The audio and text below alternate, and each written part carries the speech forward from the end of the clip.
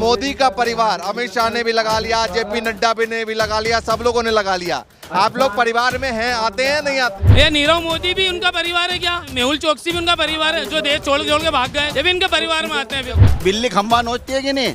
कुछ होने के बाद वो खंबा नोच रहे। भारत पाकिस्तान, हिंदू मुसलमान, मंदिर मस्जिद, ये 6 चीजें हटा दो और चुनाव में आ जाओ। बीजेपी 50 सीटों पर आ जाए। वो कह रहा है 400 सीट। 400 का चाह भी नहीं आएगा, 4 तो गई कहने का। नमस्कार, मैं ज्योतिष चौहान। राहुल गांधी की भारत जोड़ो न्याय यात्रा फिलहाल मध्य प्रदेश में है और इस वक्त हम लोग महाकाल की नगरी उज्जैन में मौजूद हैं और दिखाइए एक बार किस तरीके से राहुल गांधी के स्वागत में ये तमाम महिलाएं, तमाम लोग और जो महाकाल की नगरी है उनके गलियों में ये सैलाब लगातार दिखाई दे रहा है और तमाम लोग जो है राहुल गांधी के स्वागत के लिए यहाँ पर पहुंचे हुए हैं।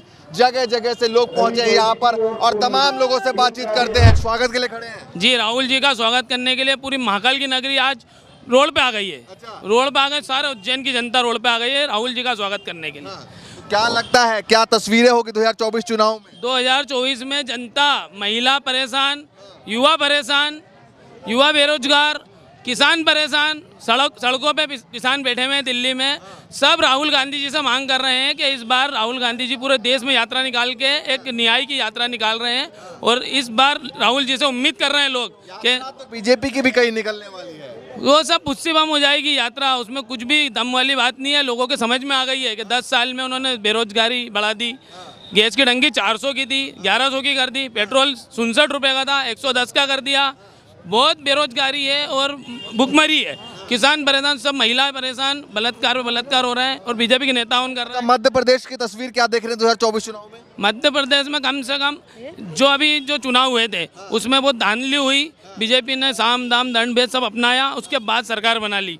अब जीतू पटवारी जी को प्रदेश अध्यक्ष बनाया है और सभी नेता एकजुट होकर चुनाव लड़ रहे हैं। कम से कम 9-10 सीटें कांग्रेस की जीतेंगी। यहाँ पे 9-10 सीटें जीतेंगी। इंडिया गठबंधन बना है और बीजेपी ने भी एनडीए गठबंधन बनाया है।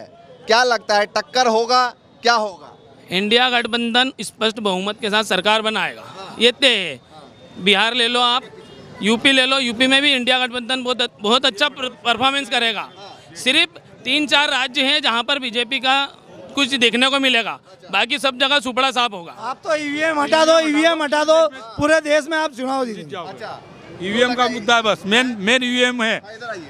ईवीएम मुख्य मुद्दा है चुनाव में। ईवीएम हटा दो, पूरे देश के अंदर कांग्रेस चुनाव निश्चित जीतेगी। ईवीएम पे भरोसा नहीं है? नहीं है बिल्कुल।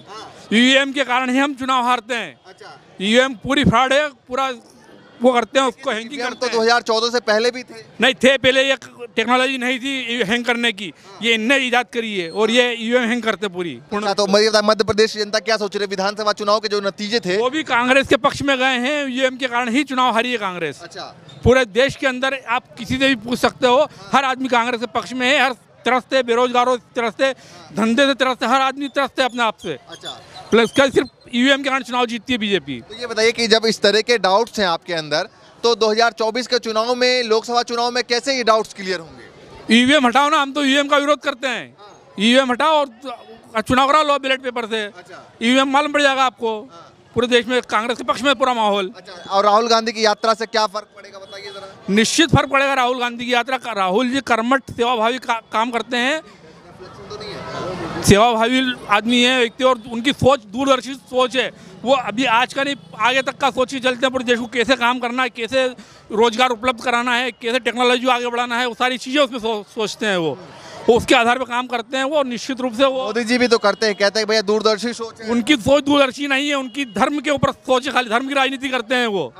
मोदी जी की सोच दूरदर्शी है नहीं है? अब दूरदर्शी सोच की स्थिति देख लीजिए कि आज रोजगार की स्थिति देश में क्या बन गई। 10 साल के अंदर तो जहां उन्होंने एक वादा किया था कि हर वर्ष 2 करोड़ रोजगार देंगे, 10 वर्ष में 20 करोड़ लोगों को रोजगार मिल जाता। आज जो बेरोजगारी का परसेंटेज है वो 0 हो जाता। क्या आपको नज़र आ रहा है? पिछली जो कांग्रेस गवर्नमेंट थी 2014 में, तब और आज में बेरोजगारी का प्रतिशत लगभग दुगना चल रहा है। तो दूरदृष्टि की सोच तो कहीं भी नज़र नहीं आ रही है। 10 साल आपने बीजेपी की, मोदी की सरकार देख ली, दूरदर्शी वाली सोच लगी या नहीं लगी? बिल्कुल भी नहीं लगी, बिल्कुल भी नहीं लगी। कुछ भी नहीं करा उन्होंने। पास की भी नहीं लगी, दूर की तो ठीक है। क्या कह रहे हैं? अरे पास की भी सोच नहीं लगी, दूर की तो ठीक है। पास की भी सोच नहीं लगी। आप खुद ही देख रहे हो प्रत्यक्ष, आप तो जगह जगह जा रहे हो, आप खुद ही देख रहे हो। एक मुद्दा है, 6 चीजें हटा दो और बीजेपी से बोल दो चुनाव में आ जाए। भारत पाकिस्तान, हिंदू मुसलमान, मंदिर मस्जिद, ये 6 चीजें हटा दो और चुनाव में आ जाओ, बीजेपी 50 सीटों पर आ जाएगी, 50 सीटों पर आ जाएगी। वो वाले हाल होंगे 84 में जो बीजेपी की 2 सीटें थी ना, वो वाले हाल हो जाएंगे बीजेपी के। तो बीजेपी तो आप 2-4 सीटों की बात कर रहे हैं, वो कह रहा है 400 सीटें। 400 का चाह भी नहीं आएगा, 4 तो गई कहने का, 400 का चाह भी नहीं आएगा। इस बार देख लेना, इंडिया गठबंधन सरकार बनाएगा और स्पष्ट बहुमत के साथ बनाएगा। सिर्फ 3-4 राज्यों में बीजेपी कुछ कर पाएगी, इसके अलावा कहीं पे कुछ नहीं कर पाएगी। नीतीश कुमार चले गए, जयंत चौधरी चले गए, वो पलटू राम है, वो तो पलटू राम है, कभी भी पलट जाते हैं, उनका कोई भरोसा नहीं है।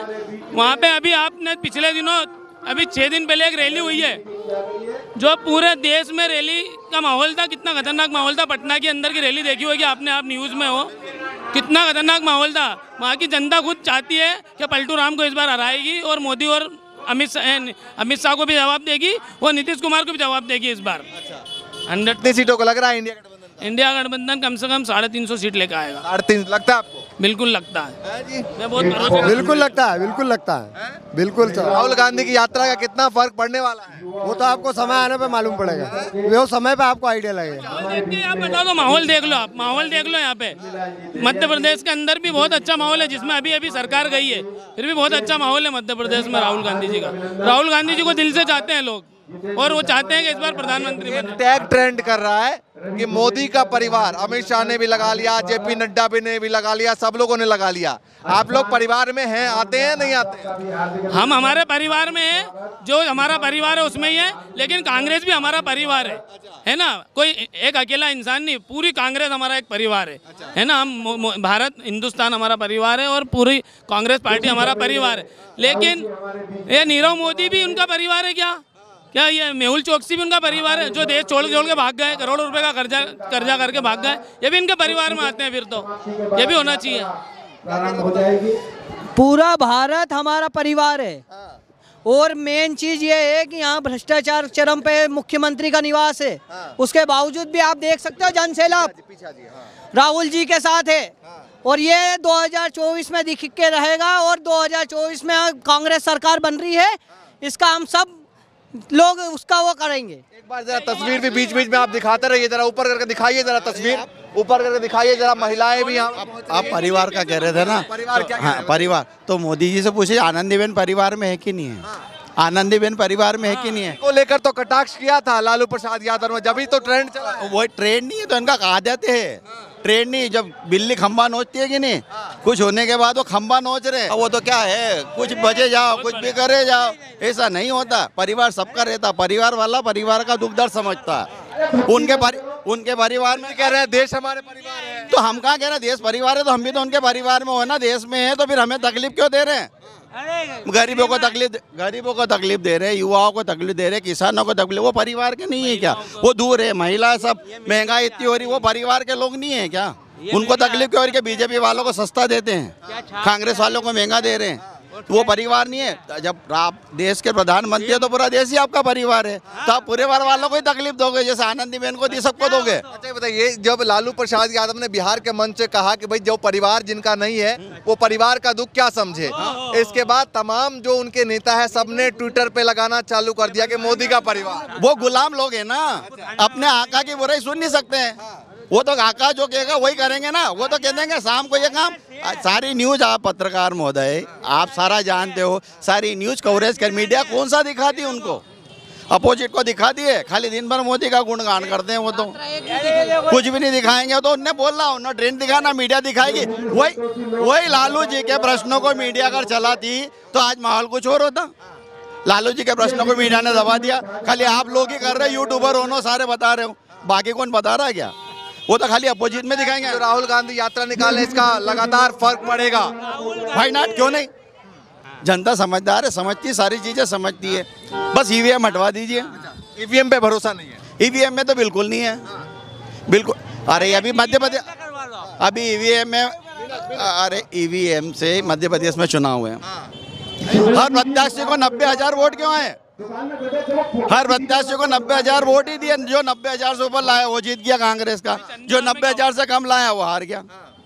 क्योंकि 90,000 के वोट की पूरी सेटिंग थी। आप पूरा काउंटिंग कर लीजिए पूरे राहुल गांधी के स्वागत के लिए आप लोग पहुंचे हैं जी। कहाँ से? हम खंडवा से आए। अच्छा, खंडवा से आए हैं जी। तो उज्जैन की नगरी में आकर क्या कहना चाहेंगे राहुल गांधी के लिए? क्या देख रहे हैं महाकाल 2024 के चुनाव में? बीजेपी तो कह रही है 400 पार।